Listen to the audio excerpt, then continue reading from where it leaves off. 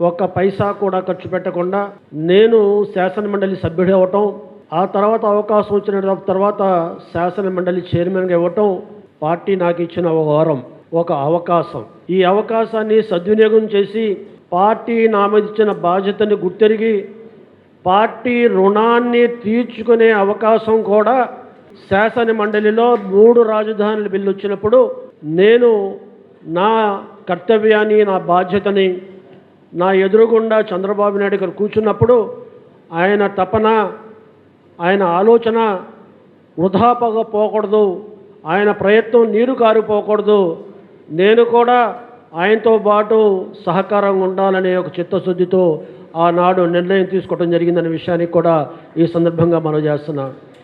దానికి తోడుగా ఆనాడు 29 మంది శాసనమండలి సభ్యులు ఉన్నారు. లోకేష్ బాబు గారు కానీ, పెద్దలు గౌరవనీయులు ఆనాడు ప్రతిపక్ష నాయకుడు కూడా ఇల్లుమల రామకృష్ణుడు గారు కానీ, మరి అశోక్ బాబు గారు కానీ 29 మంది కూడా చెక్కు చెదరకుండా బలంగా ఎటువంటి ప్రలోభాలు, నాకెంత ప్రలోభాలు ఇచ్చారో అక్కడ కూడా ప్రలోభాలు ఇచ్చారు. శాసనమండలి సభ్యులు ప్రలోభాలకి లొంగట్లేదు కాబట్టి ఏదో రకంగా నన్ను లొంగొట్టి ఉదయం నుంచి సాయంత్రం వరకు నన్ను బెదిరించి భయపెట్టి నన్ను తన ఆలోచనలకు అనుగుణంగా మార్చాలని సర్వ విధాల ప్రయత్నం చేసిన విషయం అంటే ఇక్కడ నేను చెప్పదలుచుకుంది, తెర మీద ఉన్నాను, తెర వెనకాల 29 మంది శాసనమండలి తెలుగుదేశం పార్టీ సభ్యుల మరి సపోర్టు బలం ఆనాడు నైతికంగా నాకు ఉండటం మూలంగా ఆ రోజు ఆ నిర్ణయం తీసుకోవడం జరగటానికి కారణభూతులయ్యారనే విషయాన్ని కూడా ఈ సందర్భంగా మీకు మనం చేస్తున్నాం. సోదరులారా, ఎప్పుడూ కూడా శాసనమండలి ప్రజల్లోకి రాదు, ప్రజల్లో ప్రాచుర్యం చెందదు. ఎప్పుడు కూడా శాసనసభే ఎప్పుడు కూడా అక్కడ ప్రజల మనసుల్లో, ప్రజల్లో ప్రాచుర్యం చెందుతూ ఉంటుంది. అటువంటి సందర్భంలో 151 మంది కలిసి ఏకగ్రీవంగా తీర్మానం చేసి మరి ఏదైతే మరి తీర్మానాన్ని శాసనమండలికి పంపించారో ఆ తీర్మానాన్ని అడ్డుగట్ట వేయటానికి కేవలం 29 మంది శాసనమండలి సభ్యులతో ఆనాడు మరి లోకేష్ బాబు గారు కానీ, అదే రకంగా యనమల రామకృష్ణుడు గారు కానీ ఏదైతే వాళ్ళు ఆనాడు వ్యూహరచన చేశారో దాంట్లో వైఎస్ఆర్సీపీ వాళ్ళు చిత్తు కాక తప్పలేదనే విషయాన్ని సందర్భంగా మనం చేస్తున్నా. మొట్టమొదటిసారిగా ఆనాడు Jandhyala Ravishankar advocate, high court advocate గారిని కూడా ఇక్కడ మనం తలుచుకోవాల్సిన అవసరం ఉంది.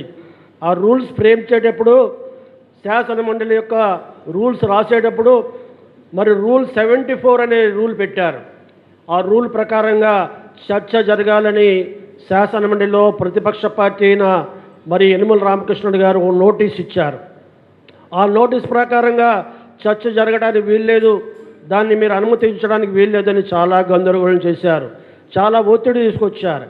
అయినా కూడా ఆ చర్చ జరగవలసిందని చెప్పి ఆనాడు నిర్ణయం తీసుకోవటం, ఆ నిర్ణయం మూలంగా నైతికంగా బిల్లు అక్కడే ఓడిపోయిందనే విషయాన్ని కూడా ఈ సందర్భంగా గమనించాలి.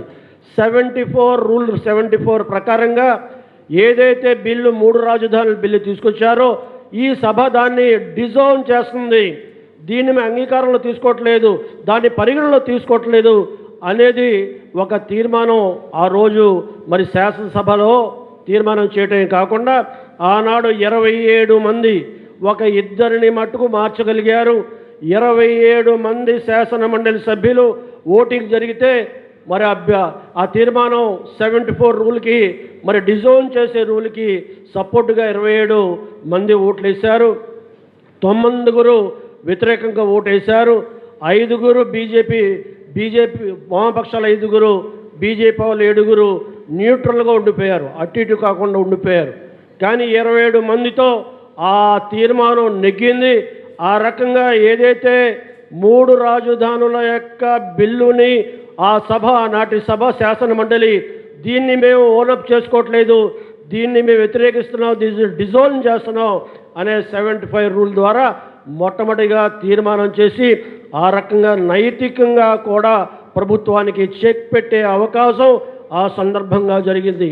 మళ్ళీ ఈ బిల్లు మీద చర్చ వచ్చేటప్పుడు లేదు సెలెక్ట్ కమిటీకి పంపించడానికి వీల్లేదు, వాళ్ళు ఇచ్చిన నోటీసు లేటుగా ఇచ్చారని ఆ సాకుతో మమ్మల్ని ఇబ్బంది పెట్టారు. ఆ రకంగా సభని జరగకుండా ఆపారు. అయినా కూడా నాకుండే పవర్స్ని బట్టి ఆ బిల్లుని ఆ నోటీస్ని పరిగణలో తీసుకొని మరి ఆనాడు ఒక నిర్ణయం తీసుకోవడం జరిగింది. ముందుగానే 27 మంది డిజోన్ చేసిన అభిప్రాయానికి అనుగుణంగా కేవలం 9 మంది మాత్రమే వైఎస్ఆర్సీపీ వాళ్ళు వ్యతిరేకించిన ఆ ఓటింగ్ ప్యాటర్న్ దృష్టిలో పెట్టుకుని మరి ఎవరైతే వామపక్షాలు కానీ బీజేపీ వాళ్ళు కానీ న్యూట్రల్గా ఉండిపోయారో, అటు సమర్థించకుండా ఇటు వ్యతిరేకించకుండా ఉండిపోయారో అవన్నీ పరిగణలో తీసుకొని ఆనాడు మరి నాకు చెప్పే పరిస్థితి ఇప్పుడు చెప్పడం బాగుండదేమో కానీ ఏ రకంగా బెదిరించాలో ఆ రకంగా బెదిరించారు. వాళ్ళందరూ కూడా ధనవంతులు, కోటీశ్వరులు. వాళ్ళ మీద కేసులు పెడితే సుప్రీంకోర్టులో వాదించుకుంటారు, హైకోర్టులో వాదించుకుంటారు. నీకెక్కడ డబ్బు ఉంది, నువ్వు ఎలాగ బట్టగలుగుతావు, నిన్ను అంతం చూస్తావు అని కూడా బెదిరించారు. ఆ రకంగా డబ్బులతో కానీ పదవులతో కానీ ఉద్యోగాలతో కానీ అన్ని రకాలుగా చెప్పారు. నేను ఒకటే చెప్పాను, ఏదైనా చేయాలనుకుంటే నేను రూల్ ప్రకారంగా చేస్తాను, దేనికి తలొగ్గే పరిస్థితి లేదు, రూల్ ఎలాగుంటే అలా చేస్తాను, మీరు నా మీద ఒత్తిడి తీసుకురాకండి అని గట్టిగా చెప్పిన తర్వాత అయితే రూల్ ప్రకారంగా చేయండి, మీరు అయితే ఆమోదించండి, లేకపోతే దీన్ని రిజెక్ట్ చేయండి అని చెప్పారు. అలా కూడా భయపెట్టించారు. నాకు ఎవరైతే అక్కడ శాసనమండలిలో నాకు ఉండే సిబ్బంది ఎవరైతే ఉన్నారో ఆ సిబ్బందిని కూడా నా దగ్గర రాకుండా, ఎటువంటి సలహాలు ఇవ్వకుండా, ఎటువంటి సూచనలు ఇవ్వకుండా నా దగ్గరికి పొలిమేరలో కనపడకుండా చేశారు. మరి తెలుగుదేశం పార్టీ పరంగా అచ్చెన్నాయుడు గారు కానీ అదే రకంగా సత్యప్రసాద్ గారు కానీ నా దగ్గరకు వచ్చి కలిసి మాట్లాడిన వెంటనే మళ్ళీ తండోపతండాలుగా వాళ్ళందరూ వచ్చేసేవారు. ఒక్క ముఖ్యమంత్రి తప్ప మిగతా వాళ్ళందరూ వచ్చి నా రూమ్లో కూర్చొని అన్ని రకాలుగా ఇబ్బంది పెట్టారు. అయినా కూడా అల్లా దయ వల్ల నమాజ్ చదువుకుని అల్లాహని ప్రార్థించుకొని అల్లా సత్యం వైపు ఉండే రకంగా నా కాళ్ళని నిలకడ చేయి, సత్యం వైపు నేను తీర్పు చెప్పే రకంగా నిర్ణయం తీసుకున్నాను. నన్ను ఆ బలపరచు, ఆ ధైర్యాన్ని ప్రసాదించమని నమాజ్ చేసుకుని ఆనాడు కూర్చొని ఆ రకమైన నిర్ణయం తీసుకోవడం జరిగింది. అయితే ఆ నిర్ణయం తీసుకున్న వెంటనే ఏ రకంగా ప్రవర్తించారో ఆ రోజు కనుక విజువల్స్ ఉంటే ఈ వైఎస్ఆర్సీపీ పార్టీని ఎవరు కూడా నమ్మేవాళ్ళు కాదు. కుర్చీల మీద ఎక్కారు, బెంచీల మీద ఎక్కారు, నా టేబుల్ దగ్గరకు వచ్చారు, నానా మాటలు చెప్పారు, ఏకవచనంతో మాట్లాడారు, తిట్టారు. నేను బయటికి వచ్చేటప్పుడు మరి బచ్చుల అర్జునుడు పాపం, అదే రకంగా మన అశోక్ బాబు గారు వీళ్ళందరూ నాకు తోడుగా వచ్చి బయటికి వెళ్ళటానికి కూడా అవకాశం లేకుండా వచ్చేటప్పుడు నన్ను బయటికి వెళ్ళేటప్పుడు ఎవరైతే ఒక మంత్రి ఉన్నారో ఆయన మంత్రి నా కులం పేరుతో కాకుండా నా పుట్టుక మీద కూడా ఆయన మరి మాట్లాడటం కాదు, నా గుండెల మీద చేతులతో కొట్టాడు. ఆ రకమైన పరిస్థితులు కేవలం సత్యం కోసం, ధర్మం కోసం, న్యాయం కోసం, ప్రజల పక్షాన నిలబడ్డ చంద్రబాబు నాయుడు కోసం సహించి ఓర్పుతో సహనంతో మళ్ళీ బయటకు వచ్చి సభా గౌరవం పోకూడదు, సభా గౌరవాన్ని కాపాడాలనే ఉద్దేశంతో వాళ్ళ మీద ఎవరి మీద కక్ష పెట్టుకోకుండా వాళ్ళు మళ్ళీ ప్రయత్నం చేశారు. మా మాట వినలేదు కాబట్టి ఈ శాసనమండలిని రద్దు చేస్తామని బెదిరించారు. రద్దు చేస్తామని చెప్పడమే కాకుండా తీర్మానం కూడా చేసి కేంద్రానికి పంపించారు. కేంద్రం నుండి ఆ తీర్మానం జరుగుద్దో లేదో కానీ షరీఫ్ మటుకు చైర్మన్గా ఉండటానికి వీల్లేదు. ఆ రకంగా మీరు షరీఫ్ని దింపడానికి మరి జనాల్లో మీరు సంతకాలు సేకరించండి, తెలుగుదేశం పార్టీ వాళ్ళకి చెప్పండి, షరీఫ్ మూలంగా శాసన మండలి రద్దు అయ్యే పరిస్థితి వచ్చింది, మీ పదవులు పోయే పరిస్థితి వచ్చింది.